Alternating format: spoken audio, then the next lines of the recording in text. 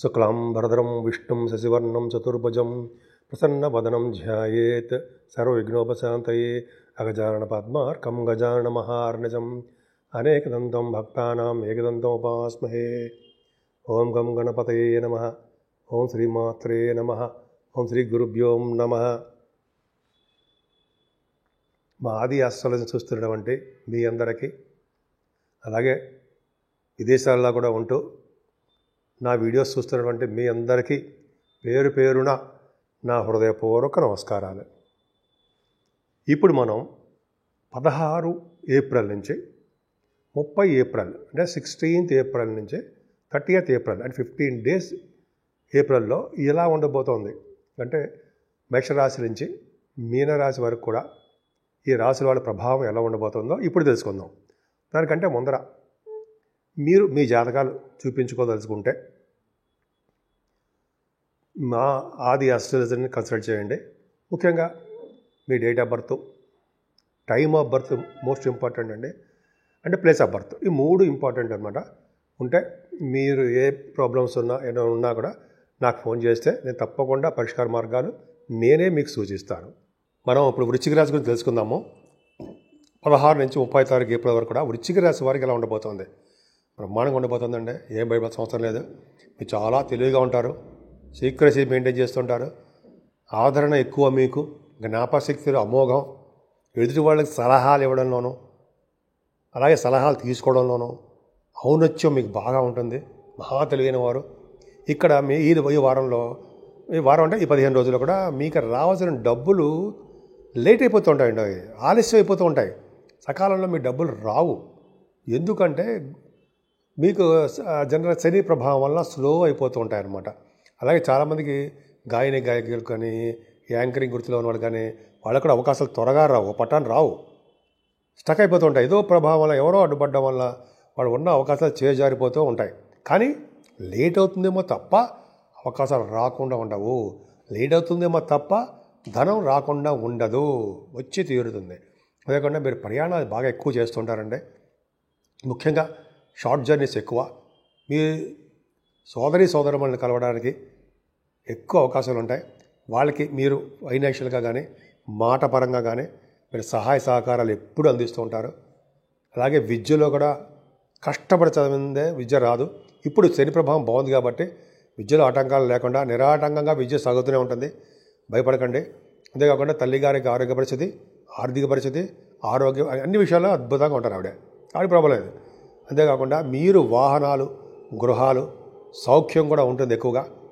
శని రాహువులు పంచమ స్థానంలో తప్పు, సర్పదోషం ఉంటుంది కదా. రాహు ఎవరితో కలిసిన సప్తమంలోనూ పంచమ స్థానంలోనూ రాహు దోషకారకుడు అయిపోతూ ఉంటాడు. అంటే కొంతమంది పిల్లలు పుట్టే వాళ్ళకి లేట్ అయిపోతూ ఉంటుంది. కొంతమంది సంతాన యోగం ఉండకుండా డిలే అయిపోతూ ఉంటుంది. ఆల్రెడీ సంతానం ఉన్న వాళ్ళకి, లేడీస్ ఆడవాళ్ళు ఉంటారు కదా, పుత్రిక సంతానం, వాళ్ళ వల్ల చిన్న చిన్న మనస్పర్ధలు, చిన్న చిన్న ప్రాబ్లమ్స్ రావడం, అంటే వాళ్ళకి ఉద్యోగం రాలేదనో, అదే పెళ్ళి కావట్లేదనో, లేకపోతే ఏదో చిన్న చిన్న ప్రాబ్లమ్స్ వాళ్ళ ఆడవాళ్ళ వల్లే కాదండి, మీ పుత్ర సంతానం వల్ల కూడా ఇబ్బంది కలుగుతుంది. అంతేకాకుండా మీరు మీ దాంట్లో కళారంగంలో ఉన్న వాళ్ళకి మాత్రం చక్కగా బాగుంటుందండి. భూములు కూడా కొనుగోలు చేసుకుంటూ ఉంటారు, వార్తా సేకరణ చేస్తూ ఉంటారు. అంటే పంచమస్థానంలో శుక్రుడు ఉండడం వల్ల వార్తల సేకరణ, అలాగే కంప్యూటర్స్ హార్డ్వేర్ రంగంలో ఉన్న వాళ్ళకి చాలా అద్భుతంగా ఉంటుంది. బుధ శుక్రుల కాంబినేషన్ వల్ల మీకు సోదరుల యొక్క ప్రభావం బాగా ఉంటుంది. శుక్ర రాహుల్ కాంబినేషన్ అద్భుతం. శుక్ర రాహుల్ కాంబినేషన్ వల్లనే మీకు తెలివితేటలు ఎక్కువ ఉంటాయి, సపోర్ట్ ఎక్కువ ఉంటుంది. మీకు అనేక శుభకార్యాలు వాటంతట అవే కలిసిస్తూ ఉంటాయి. ఏదైనా సరే 10th హౌస్లో రవి మేషరాశిలో, అగ్నితత్వ రాశిలో, మిత్రక్షేత్రంలో అద్భుతంగా ఉన్నాడు. రాజకీయ రంగంలో ఉన్న వాళ్ళకి పదవులు వస్తాయండో. ఆరోగ్యంలో ఉన్నాడంటే అద్భుతం, పవర్ ఎక్కువ ఉంటుంది. అలాగే తండ్రి గారి యొక్క ఆరోగ్య పరిస్థితి స్టబర్న్గా, దృఢంగా, బ్రహ్మాండంగా ఉండడానికి అవకాశాలు ఎక్కువ. మీ ఆయన జాతకాల ప్రకారం ఆధారపడి ఉంటుంది. అంతేకాకుండా ఈ కాంపిటీషన్ ఎగ్జామ్స్ రాసే వాళ్ళకి, ఆడవాళ్ళకి మీకు చెప్తున్నానండి, చక్కగా బ్రహ్మాండంగా సక్సెస్ అవుతారు. ఏమాత్రం ఇబ్బంది పడకండి. విదేశాలు కూడా వెళ్తారు, స్టాంపింగ్ అవుతుంది. మీ ఇంట్లో కూడా శుభకార్యాలు, ధర్మకార్యాలు జరుగుతూ ఉంటాయి. అంతేకాకుండా రోగభయం కానీ, రుణభయం కానీ, శత్రువుల వలన అపవాదులు కానీ, అంటే శత్రువుల వల్ల చిన్న చిన్న ఇబ్బందులు కానీ లేకుండా ఉంటాయి. భార్యాభర్తల యొక్క అనురాగము, అన్యోన్య దాంపత్య జీవితం కూడా బ్రహ్మాండంగా ఉండడానికి అవకాశాలు సప్తమస్థాన గురుడు ఇస్తాడు. ముఖ్యంగా వివాద వేడుకలు, ధర్మకార్యాలు ఇంట్లో జరగడానికి అవకాశం ఉంది, శుభకార్యాలు అనమాట. సో ఈ విధంగా అద్భుతంగా ఉందండి. ముఖ్యంగా కొత్త కొత్త వెంచర్స్ మీరు స్టార్ట్ చేయడానికి అవకాశాలు ఉన్నాయి. ఏదైనా భాగ్యస్థానంలో కుజుడు, మీ రాశ్యాధిపతి కుజుడు భాగ్యంలో నీచపట్టి ఉన్నాడు అంటే బలం తక్కువగా ఉంది. మరి మీ రాశ్యాధిపతికి బలం కలిగించాలని ఏం చేస్తామనండి? మనం సుబ్రహ్మణ్య స్వామి పూజించాం, మీరు ఆల్రెడీ చేస్తున్నారుగా. సుబ్రహ్మణ్య స్వామి ఆరాధన, సుబ్రహ్మణ్య స్వామి కళ్యాణం, సుబ్రహ్మణ్య స్వామికి పాలతో అభిషేకం, అలా సుబ్రహ్మణ్య స్వామికి బలం తీసుకురావడం వలన పగడం మాత్రం అంటే పగడం అనేది పక్కా పెట్టండి. స్టోన్స్ ముఖ్యంగా సుబ్రహ్మణ్య స్వామి పూజించడం వలన, సుబ్రహ్మణ్య స్వామికి బలం తీసుకురావడం వలన విదేశాలు వెళ్తారు. మీరు రియల్ ఎస్టేట్ రంగంలో బాగా సక్సెస్ అవుతారండి. అయితే భూముల వలన తగాదాలు, ప్రాబ్లమ్స్, అంటే ల్యాండ్స్ అంటాం కదా, ప్రాబ్లమ్స్ రావడానికి అవకాశం కుజుల వల్ల ఉంటుంది. కొంచెం జాగ్రత్తగా ఆ స్వామిని పూజించండి, అద్భుతమైన ఫలితాలు ఉంటాయి. ఏదైనా గవర్నమెంట్ ప్రొఫెషన్ ఉద్యోగాలు రావడానికి అవకాశం ఉంది మీకు. ఆల్రెడీ ఉద్యోగస్తులకి, సాఫ్ట్వేర్ రంగ ఉద్యోగస్తులు కూడా స్థిరమైన ఉద్యోగం ఉండడము, స్థిరమైన సంపాదన, స్థిరమైన ఆలోచనలతో ఉండడము, మీ పై అధికారి, మీరే అధికారి, పై అధికారుల చేత కూడా మన్ననలు పొందుతూ ఉంటారు. అద్భుతంగా బాగుంది. ఏదైనా మీకు ఒక్కడు కేతువు 11వ భావంలో ఉన్నాడు. ఆయన మీకు చాలా అండి గురుదృష్టి కూడా ఉంది.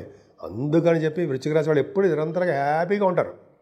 7వ భావంలో గురుడు, మీ 11వ భావంలో కేతు, వీళ్ళిద్దరు చాలా బ్రహ్మాండంగా ఉంటారు. కేతు కుచమారుడు కాబట్టి రియల్ ఎస్టేట్ రంగంలో కూడా డెవలప్ అవుతారు.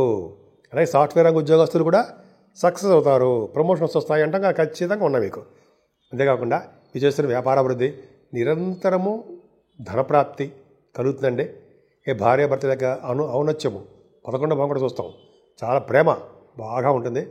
ముఖ్యంగా మీ అక్కయ్యలకి, అన్నయ్య గారికి చాలా అద్భుతమైన కాలము. వృశ్చిక గురించి చెప్పుకుంటూ వెళ్ళిపోతే అసలు అలా చెప్పుకుంటూ వెళ్ళిపోతుంటాం.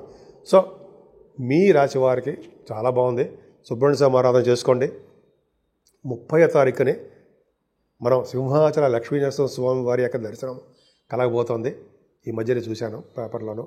సో ఈ విధంగా మనం స్వామివారిని, లక్ష్మీనరసింహ స్వామివారిని దర్శనం చేసుకున్న ఆ రోజు మనం స్వామివారి యొక్క దర్శనం ఇంట్లో గుళ్ళో కానీ చేసుకుని పూజించిన మనకి విపరీతమైన ధైర్యాన్ని ప్రసాదించే అద్భుతమైన దేవుడు ఎవరయ్యంటే నరసింహస్వామి.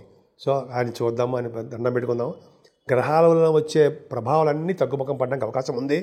ముఖ్యంగా కాలసర్ప దోషంలో గ్రహాలన్నీ ఉన్నాయండి.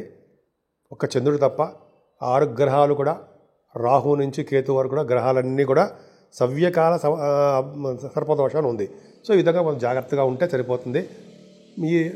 మన సుబ్రహ్మణ్య స్వామిని, లక్ష్మీనరసింహ స్వామిని పూజించడం వల్ల మొత్తం దోషాలు తొలగడమే కాకుండా సంపూర్ణ ఆరోగ్యవంతులుగా మీరు ఉండడానికి అవకాశాలు ఎక్కువ. ఇప్పుడు మనం రెమెడీస్ గురించి తెలుసుకుందామండి. రెమెడీస్ అంటే మనం ఏ పరిహారాలు చేసుకుంటే బాగుంటుంది. మేషరాశి నుంచి మీనరాశి వరకు కూడా 12 రాశుల వారికి కూడా చెప్పదగ్గ సూచన పరిహారాలండి. ఇప్పుడు ఈ 15 రోజులు కూడా సర్పదోషం ఉందండి. రాహుకేతుల మధ్యలో 8 గ్రహాలు ఉండిపోయాయి. చంద్రుడు కూడా బయటకు వచ్చేస్తారు అనుకోండి. ఒక విధంగా చెప్పాలంటే సవ్యకాల సర్పదోషము అంటాం. రాహుకేతుల మధ్యలో గ్రహాలు ఉండిపోతే, సపోజ్ రాహుకేతుల మధ్యలో శనీశ్వరుడు, రాహు దగ్గరే శనీశ్వరుడు, బుధ శుక్రులు ఉండడము, రవి, గురు, కుజ, కేతువులు, ఈ రాహుకేతుల మధ్యలోనే ఇన్ని గ్రహాలు ఉండిపోవడం వల్ల సర్పదోషం కూడా ఏర్పడుతుంది. సవ్యకాల సర్పదోషం అంటాం. సో ఈ సర్పదోషాన్ని నుంచి మనం బయటపడాలన్నా, కొద్దిగా సర్పదోషాన్ని నుంచి మనకి ఇబ్బందులు కలగకుండా ఉండాలన్నా ముఖ్యంగా చేయవలసిన పని శ్రీకాళహస్తి. శ్రీకాళహస్తీశ్వరుడు పూజించడం వల్ల, హస్తీశ్వరుడిని శివుడిని అమ్మవారిని పూజించడం వల్ల, అలాగే రాహుకేతులకి సర్పదోషం కోసం శ్రీకాళహస్తిలో పూజలు చేస్తారండో. అక్కడ చేయించుకోవడం వల్ల ఒకవేళ కుదరకపోతే మన ఊళ్ళోనే మన రాహుకేతులకు సంబంధించిన పూజలు చేసుకోవడం వల్ల చాలా మటుకు సర్పదోషం అనేది, సవ్యకాల సర్పదోషం అనేది తగ్గిపోతుంది. అంటే ఏంటి, గ్రహాలు ఇచ్చే ఫలితాలు ఇవ్వకుండా వాళ్ళు అడ్డుపడుతూ ఉంటారు. మంచి ఫలితాలు ఇవ్వకుండా మనకి కొద్దిగా ఆటంకాలు ఏర్పడడానికి అవకాశం ఉంటుంది. 12 రాశులకి ఒక్క చంద్రుడు అక్కడే బయటకు వస్తాడు అనుకోండి, అయినప్పటికీ కూడా సర్పదోషమే. సో ఇలా మనం దోషాల నుంచి బయటపడాలంటే ఇది చెప్పినట్టే శ్రీకాళహస్తీశ్వరుడిని అంటే శివుడిని, అమ్మవారిని పూజిద్దాం. ఎందుకంటే పార్వతీ అమ్మవారిని పూజిస్తే గ్రహాల యొక్క ప్రభావం ఉండదు కదండి. పాము రూపంలో ఆవిడ నడుము గొడ్డాణం రూపంలో ఉంటుంది కదా, సర్పు రాహుకేతువులు. సరే, అది పక్క పెడితే ముఖ్యంగా ఈ పూజలు చేయించుకోవడం వలన, అలాగే అమ్మవారికి మన ఊళ్ళోనే కుంకుమ పూజ కానీ లేదా చండీ హోమాలు కానీ చేయించుకోవడం వలన, వెంకటేశ్వర స్వామి ఆరాధన చేసుకోవడం వలన, శివాభిషేకాలు చేసుకోవడం వలన, అన్నిటికంటే ముఖ్యమైనది ఈ నెలలో 28వ తారీఖునే వైశాఖ మాసం వచ్చేస్తుంది.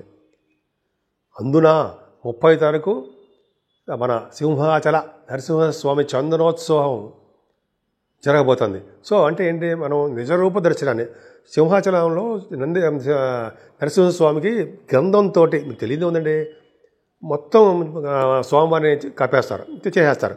ఇప్పుడు స్వామివారికి ఆ గంధం తొలగించి నిజరూప దర్శనం కలిగిస్తుంటారు. ఆ స్వామిని చూసినా, ఆ స్వామివారిని పూజించిన మనకి ఈ రాహుకేతువులు కాదు కదా, ఎవరి వల్ల చదివేశ్వరం వల్ల ఎటువంటి గ్రహాల వల్ల వచ్చే దోషాలు పరిహారం అవ్వడమే కాకుండా మనకి ఎటువంటి ఇబ్బంది కలగనివ్వకుండా ఆ లక్ష్మీనరసింహస్వామి మనకు కాపాడతారు. పైగా ధైర్యాన్ని ప్రసాదిస్తారు. మనకి ఎటువంటి కోర్టు కేసులు ఉన్నా, అంటే ఎటువంటి ప్రాబ్లమ్స్ ఉన్నా, పెళ్లి కాకుండా ఉన్నా, లేకపోతే పుత్తూరుగా ఇబ్బంది కలిగినా, లేకపోతే ఉద్యోగాల సమస్యలు ఉన్నా, ఇటువంటివన్నిటికీ కారకులు గ్రహాలే కదండి. సో కాబట్టి స్వామివారిని పూజ చేద్దాం. ఇప్పుడు మేము అన్నీ చెప్పినా కూడా నాలెడ్జ్ కోసం చెప్తున్నాం. మీ కష్టాన్ని నమ్ముకోండి. మీరు ఎప్పుడైనా సరే మనం అనేది గ్రహాలు అనేది మేము చెప్తూ ఉంటాం, మీకు మనం దాన్ని రెమెడీ చేస్తూ ఉంటాం. కానీ కష్టాన్ని నమ్ముకున్న వాడు ఎప్పటికీ చెడిపోడు.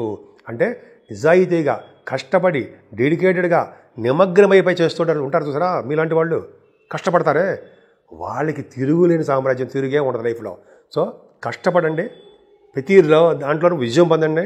విజయం పొందుతూ భగవంతుడి యొక్క ఆశీస్సులతోటి మీరు విజయం పొందడానికి అవకాశాలు ఎక్కువ ఉంటాయి. సో 12 రాసుల వారు కూడా మనం మీ కష్టాన్ని నమ్ముకుంటూ భగవంతుడి యొక్క ఆశీస్సులు పొందుతూ ఉందాం.